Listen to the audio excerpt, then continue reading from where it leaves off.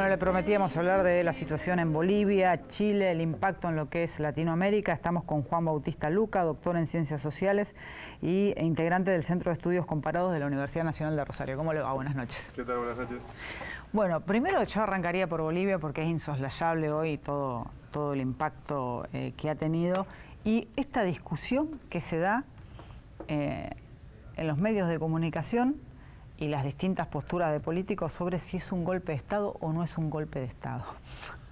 A mí me parece que ¿Es una discusión? Es una discusión, y en el plano de la academia es una discusión mucho más acalorada porque trabajamos con conceptos, con palabras.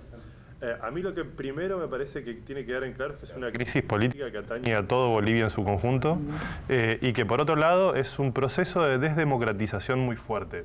Eso es algo evidente y que no es necesariamente de esta última semana o del último momento electoral. No, claro.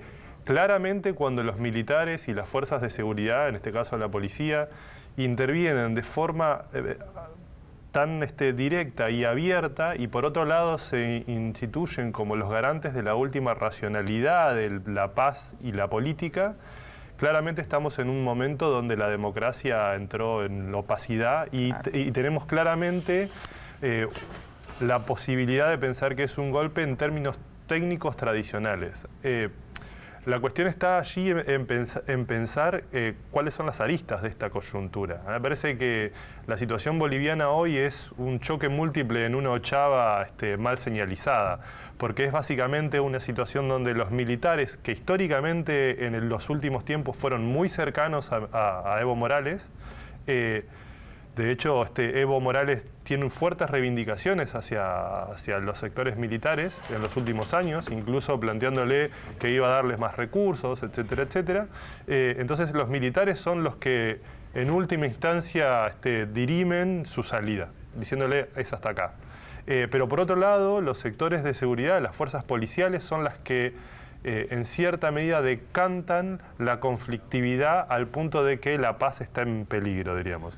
Porque son los que se abroquelan, los que se agolpan y son los que básicamente dan el sentido de conflictividad a esta coyuntura crítica. Pero obviamente también Evo Morales fue hacia esta gochava sin freno de mano, al punto tal de pensar que si en el año 2008, 2009 y en adelante había logrado resolver la conflictividad, sobre todo con la región de la Media Luna, es decir, los sectores agropecuarios más oligárquicos, más conservadores, históricamente contrarios al MAS y a sus iniciativas, al menos en el plano político, sí, claro, arreglado en el plano económico. Si había logrado resolver esto a través de un referéndum o de iniciativas de democracia directa, el no al referéndum y su tosudez de avanzar en términos electorales es también un puntal de desdemocratización. Claro. Es justamente decir, bueno, voy a la ochava sin freno de manos. Y por otro lado, hay una sociedad boliviana históricamente, uno la suele ver a los países andinos con mayor parsimonia, mucho más tranquilos, hasta que se ponen en movimiento. Y cuando se ponen en movimiento son indetenibles. Y la historia boliviana reciente, y cuando digo reciente, los últimos 30, 50 años, ha tenido muchos de estos conflictos. De hecho, el propio Mesa es heredero de un conflicto de estas magnitudes, la guerra del gas, la guerra del agua, que son las que posibilitan la llegada de Evo Morales. Entonces, me parece que todos confluyen a una situación irresoluble. Después te pregunto un poco más de esto que me decías de Evo conduce una ochava sin salida, de los errores, si se quiere decir, de Evo Morales que terminan haciendo eclosión con esta situación. Pero pensando en las cuestiones ideológicas, digo, la gestión de Evo Morales y la modificación de la matriz productiva de Bolivia y una mejoría palpable para la mayoría de la población boliviana, sin embargo, no alcanzaron para evitar esto. Digo, claro, porque la mayor parte de la población boliviana que estaba antes de la llegada de Evo Morales en una situación muy mala, si se quiere, mejoró sustentiblemente en Bolivia. Digo, entonces no alcanza solo con eso. No, porque, a ver, pensemos que históricamente... Digo, a ver, Morales le devuelve dignidad. Le devuelve dignidad, pero también... Mejoría, calidad de vida, educación... Sí, sí, sin lugar a dudas, pero además, si lo pensás no solo en términos micro, sino en términos macro, pasa las reservas del Banco Central de 1 a 14. Bueno, a ver, ¿quién se quedaba con el gas de Bolivia?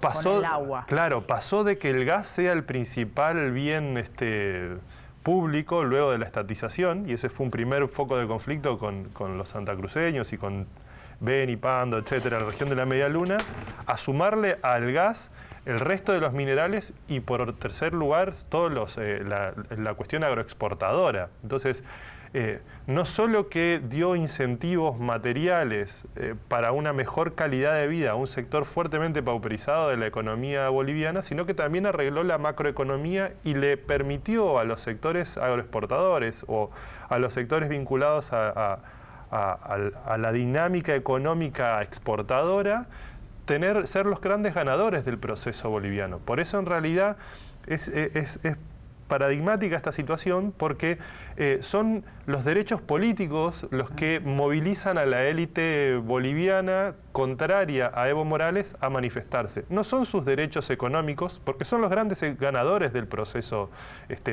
económico de Evo Morales, sobre todo del 2009 para esta parte, cuando logran ponerse de acuerdo. Pero por otro lado, la sociedad más diversificada o no la élite histórica tradicional boliviana son también grandes ganadores porque han tenido mayores accesos a bienes públicos, ha crecido la capacidad estatal de los servicios públicos en Bolivia, han tenido mayores y mejores capacidades de consumo. Hasta inclusive los militares son los únicos dentro del servicio público en Bolivia que tiene el 100% de su sueldo en la jubilación. Digo, hasta ese punto Morales también tuvo una interlocución con los militares dándole muchas prerrogativas.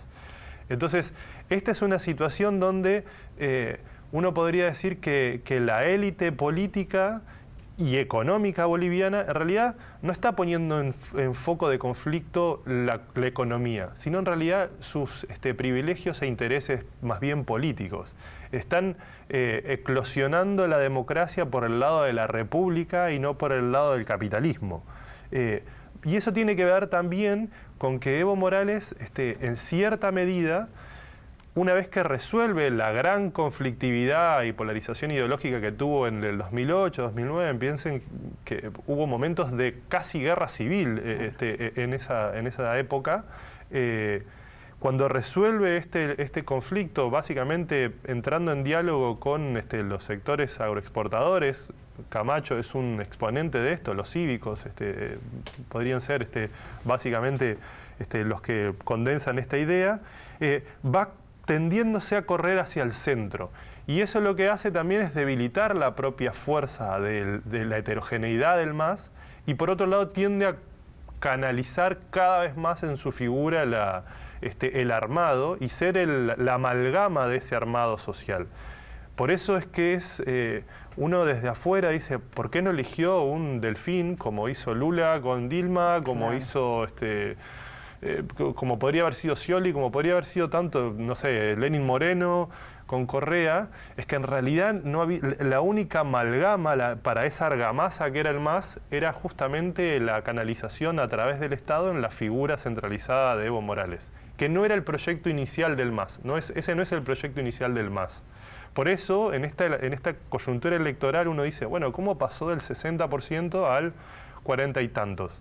Bueno, es porque en realidad también hay un fuerte sector crítico de Evo Morales por la izquierda que se horadó en lo que fue su manejo, por ejemplo, de la cuestión ecológica, el TIPNIS, el desastre en Chiquitaña con las recordemos que esto viene incluso con el desastre ambiental de la Amazonia boliviana, con ese tipo de iniciativas, a eso sumado una idea de Evo Morales de modificar las reglas de juego para poder continuar siendo un contendiente válido en términos electorales, hace que pierda un sector a la izquierda de Evo Morales, que es el que básicamente pone esta elección en vilo porque es justamente el electorado que le faltaba. Y lo que a mí me resulta más llamativo, es propio en este caso de Bolivia, pero tiene mucha réplica en los otros procesos electorales y políticos de la región, es que muchos de esos electores son electores volátiles que lo que hacen es soltar el voto. Y en esta elección en este contienda electoral, el caso del coreano Chang, que es el chichepuede, es decir, es un completo outsider de la política en un partido históricamente tradicional, recopila una enormidad de votos, tanta como, por ejemplo, puede tener Cabildo Abierto en Uruguay, que es un partido completamente nuevo que apela a un antisistema abierto a la política, es decir, contrario a esta idea de ellos siempre gobernaron, es una élite que nos llevó hasta acá, hay que romper todo para dar de vuelta. Es muy parecido en todo caso en Argentina el discurso de Spert, esta idea del antisistema. Y en Bolivia ese es un voto que creció muchísimo al punto tal de posicionarse en la como tercera fuerza, incluso superando a las fuerzas partidarias del Santa Cruz. Entonces, ese es un electorado que está descontento con la política, que es un electorado fuertemente expresivo y que va a salir como dé lugar a manifestarse contra el status quo, que en este caso es Evo Morales. Entonces, ese también es un actor que va hacia la ochava sin freno. Entonces hay una disconformidad política, no de la situación social o económica que se tiene, que tuvo mejora, digo. Es otra cosa la que se discute. Es la política, no es como decía Clinton, es la economía, estúpido. Acá es la política, es la política. Y entonces están todos estos sectores y uno podría sumar incluso la diversidad regional, aspectos que tienen que ver con muchos privilegios en términos políticos que los sectores tradicionales de la política boliviana perdieron con el ascenso del MAS. Por eso uno puede ver incluso situaciones completamente llamativas al ojo ajeno a Bolivia, pero claramente evidentes a la historia boliviana, como por ejemplo la quema de las huipala, manifestaciones xenófobas de fuerte encono conservador, en defensa de la propiedad, la religión, etcétera, etcétera. Digo, eso me parece que también es un componente que está en el sustrato de la política boliviana, como también en la latinoamericana. Digo, esto sí, claro. Es Bolsonaro y la bancada de la Biblia, es parte de Cabildo Abierto en Uruguay, digo, Spert en alguna medida Gómez Centurión en Argentina. Digo, no es ajeno a la región. No, claro. Lo que pasa es que allí eclosiona, todo el mundo va al choque, no hay nadie que... ¿Cómo salís de situaciones así, digo, con más menos democracia, con más menos participación? Porque ahora se está discutiendo, cuando se ha llamado a elecciones, si se proscribe o no. Mirá, me parece que en primer lugar Evo Morales difícilmente sea candidato. Me parece que, al menos esa es mi perspectiva, difícilmente sea candidato. Proscribirlo es claramente teñir una salida democratizante de una mancha claramente desdemocratizadora. ¿Por qué? Porque es decir, bueno, la principal figura electoral habilitada para esta contienda electoral ahora no puede competir. Igual yo creo que Evo Morales, la falta de estatidad o de figura de estadista que tuvo cuando interrumpió los datos, la recuperó cuando renunció. Entonces me parece que en eso no lo vamos a tener como contendiente. La salida, el problema ahora, en cierta medida, es darle la secuencia hasta estos próximos 90 días en donde tiene que haber una elección sí o sí. En términos de la ley sucesoria, sí o sí, ante la caída de un tercer nivel en la cadena sucesoria, en 90 días tiene que haber llamado una elección. El problema, me parece más central, que tal vez puede escaparse del ojo ciudadano común boliviano y de quienes lo miramos desde afuera, es justamente cómo se implementa una nueva burocracia electoral para un proceso electoral tan candente como que vamos a tener ahora. Porque el Tribunal Superior Electoral, que es que fue el encargado de armar la elección, el procesamiento de datos y todo lo que siguió, es uno de los principales focos de la crítica. De hecho, es uno de los principales ejes donde se hizo público, por ejemplo, el encarcelamiento de las principales figuras responsables de este tribunal por y a manos de los militares, lo cual es claramente un retroceso abismal para la política democrática de la región. O sea, uno puede discutir la legitimidad, la legalidad de ese tribunal. Ahora, que sea la fuerza militar la que diga estos señores tienen que estar presos y lo vamos a mostrar públicamente, eso claramente habla de que los mecanismos democráticos de la democracia fallaron plenamente. Y ese sí es una luz de alarma muy fuerte para pensar en un golpe. Claro. Entonces, a mí me preocupa claramente cómo va a ser el armado de esa elección en 90 días. Y por otro lado, la otra cuestión preocupante, que es otro actor que es profeso sin frenos a la ochava, son los observadores internacionales. La OEA. La OEA. Claramente la OEA es un actor político con fuerte incidencia, sobre todo en países como estos donde los procesos electorales pueden tener algún viso de duda. La OEA no puede jugar tan deslealmente con el resultado. ¿Qué quiere decir esto? Puede decir, hubo momentos donde el proceso estuvo velado, opacado, hasta incluso puede decir fraude. En ningún momento del informe, las 13 páginas de la OEA, habla de fraude o de una elección que es no válida. Sí plantea cuáles son los resortes o los momentos o las situaciones en las cuales esto está velado de irregularidades. Pero que la OEA planteara el escenario de tiene que pasarse a una segunda vuelta, en realidad lo que hizo fue decir hasta el 80% de la carga de datos estaba bien la elección. Todo el otro 20% restante es inválido. Ahora, con ese 80%, digamos, la diferencia que tenía Evo Morales era sustantiva, no le alcanzaba para ganar en primera vuelta, era sustantiva. Claramente en ese momento la victoria de Evo Morales en segunda vuelta era bastante dificultosa, justamente por este electorado volátil contrario a la continuidad, a la idea de una continuidad. Al hacer esta situación inicial, plantear que vayan una segunda vuelta, luego plantear que es posible, bueno, una nueva contienda electoral y luego mantenerse en un hiato, en un cono de silencio desde esa llamada nueva elección por la mañana de Evo Morales hasta el día de hoy. Es habilitar el caos. Es justamente perder toda su veracidad, toda su legitimidad y toda su validez, porque es justamente, si fue el actor que en cierta medida se arropó de cierta pulcritud, no puede estar ausente o no puede no hacerse cargo. Ahora te voy a preguntar por Chile, porque hay una diferencia con Chile, les reclamos, pero digo, ¿qué hace que un político de la talla de Evo Morales no haya sabido ver, no haya podido ver y articular un sucesor? Ahí hay varios factores. El MAS como fuerza política tiene una característica que es de mucha heterogeneidad, es una fuerza política muy heterogénea, no solo ideológicamente, sino también territorialmente, y a su vez hay otra cuestión que fue muy importante, que es que el armado de la estatalidad, de la gestión pública del MAS, tuvo siempre en el armado la figura de la piedra de toque de Evo Morales y la contención o la línea ideológica en García Linera.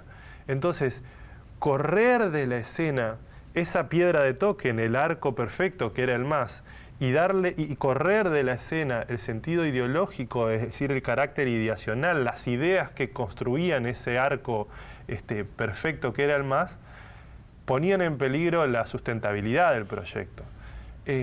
Hubo intentos de construir nuevos y nuevas alternativas o líderes o figuras que pudieran, pero ninguna tenía la capacidad de condensar la heterogeneidad.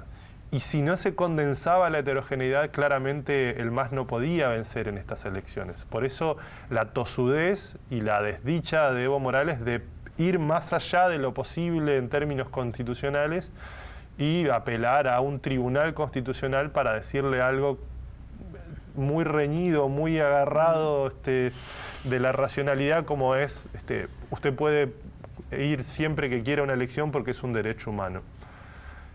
Ahí sí, me claro, parece bueno. que es claramente uno de los... es el momento en el que Evo Morales choca la política, choca el auto de la política con la democracia. No quiere decir que eso haya sido... Yo por otro lado me parece que eso tampoco habilita hablar, esto es una dictadura, esto es una tiranía. Hay una situación intermedia, es más bien una democracia limitada, muy reñida con la constitucionalidad en ese aspecto particular. Digo, para poner un poco Claro, en sintonía sí, y blanco sobre claridad, negro. porque escuchamos mucho de ese discurso, esto fue una tiranía, esto es una dictadura, sobre todo aquellos que están más enojados con Evo Morales desde ese momento a esta parte. La diferencia con Chile, en lo que reclama la población. Hay diferencias, pero también hay similitudes. Chile tiene una densidad de clase media más importante. Sin embargo, tiene un aspecto que es común, que es que hay una clase media expresivista que busca manifestarse. Yo le llamo, tomando una idea de un sociólogo brasileño, la clase media de Oslo. Es esa clase media que delira por Greta Thunberg, pero no abre la ventanilla cuando alguien te quiere limpiar el vidrio. Claro. Ese sector de la clase media expresivista, es uno de los que está presente, que es el electorado que perdió Morales y es el que está presente justamente ahora, que es en Chile, que es ese sector que se queja de la calidad de los bienes públicos del neoliberalismo chileno. No se está quejando del neoliberalismo como tal, sino de los bienes públicos, que la educación es cara, que el sistema de salud es cara. No están diciendo totum revolutum, volvamos de cero a una nueva forma de educación y de salud. Pero a esto hay que sumarle en Chile otros sectores que vendría a ser la clase media supermercado. Es esa clase media de consumo, es esa clase media que mientras la economía fue en crecimiento consumió, y que es una clase media en Chile que siempre tuvo una pretensión ascendente y de consumo creciente al punto tal de endeudarse. Es más o menos parecido a lo que le pasó a la clase media en Europa o Estados Unidos antes de la crisis del 2008-2009, una clase media acostumbrada a endeudarse para comprar lo que sea, incluso un bien público como la educación. Y a eso hay que sumarle los sectores medio bajos, que en Chile son muy fuertes y fuertemente localizados en las periferias urbanas. Entonces, estos tres sectores son los que entran de lleno a la situación crítica de le aumentan Pero los tres sectores reclaman mejoras sociales, además. Los tres sectores reclaman sectores sociales, pero desde atalayas diferentes. Está bien. Es decir, están fogoneando el mismo fuego. Pero todos manifiestan carencias. Todos manifiestan carencias de diferente dimensión. Sí. Claramente los sectores populares de una dimensión supra, los sectores más del consumo desde un sector meso, y los de la clase media expresivista son los que están allí pidiendo cuestiones coyunturales. Y a eso hay que sumarle una fuerte cantidad de la sociedad chilena que es completamente apática con la política. En Chile, salvo que uno se inscriba, el voto era no obligatorio. Y solo el 50% votó en la elección, y de ese 50% el 20% votó a Piñera. ¿Cuál es la representatividad que tiene el presidente? Claro, es muy poca. Y por otro lado hay otro factor que tal vez en Argentina no se ve tan claro, que es que las élites tradicionales en Chile gobernaron toda la vida. Bueno. Sí, última, y me interesa esto, y para cerrar no me queda mucho tiempo, pero ¿qué expresa la frase que dijo la mujer del presidente? Tendremos que renunciar a alguno de los privilegios. Y estos alienígenas, como alguienes ajenos a su... Mirá, hace poco charlaba con Agustina Prieto, que es una historiadora de nuestra facultad, y ella me mencionaba una metáfora que me pareció muy linda, que fue cuando Darwin vino a América del Sur. Y cuando Darwin venía por América del Sur, primero llegó a Brasil y la esclavitud le llamó la atención, pasó por el Río de la Plata y le llamó la atención el carácter plebeyo o más bien igualitario de la población, es decir, esta idea de que no hay sentido de autoridad porque en realidad todos se consideran igual, eso tiene de bueno y de malo, y que cuando fue a Chile no logró nunca sentarse a comer con los vaquianos que lo llevaron hasta allí. Es decir, históricamente Chile es una sociedad fuertemente jerarquizada, fuertemente estamentizada, fuertemente asimétrica.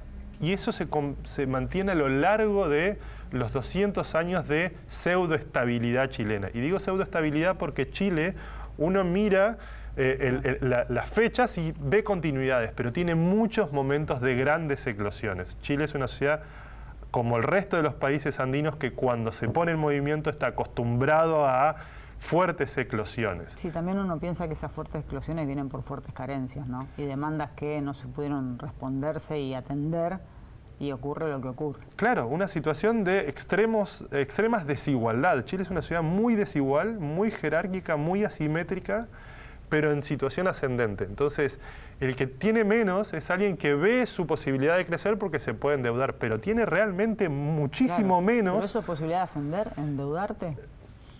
En términos de tu calidad de vida y de tu capacidad de mira corta con tu vida que se termina de acá a 60 años, 50 años o lo que vivas, bueno, sí, claro.